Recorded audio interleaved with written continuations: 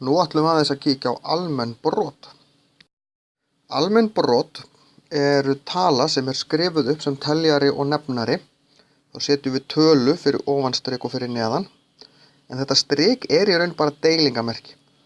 Ef við skoðum til dæmis brotið 1/3, þá teljarinn 1 og nefnarinn 3.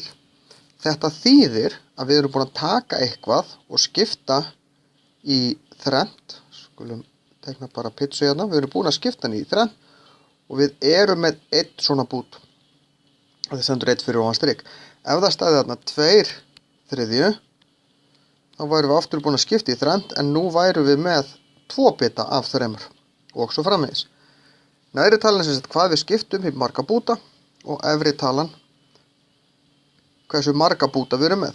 Nefnarinn hvað við skiptum í marga búta, teljarinn hvað við erum með marga, hann telur hver marga búta. Og þetta geta verið alls konar brot.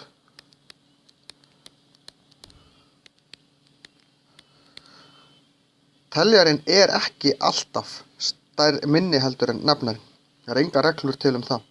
Það eina sem gerist er að ef að teljarinn verður stærri en nefnarinn, þá er brotið orðið stærra heldur en einn heill. Hver stór hluti myndana er litaður.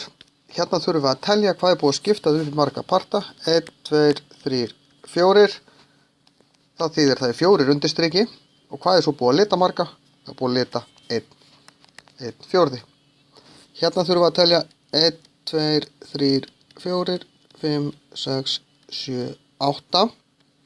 Þannig það er 8 undirstriki. Svo tel ég 1, 2. Það er búið að lita 3.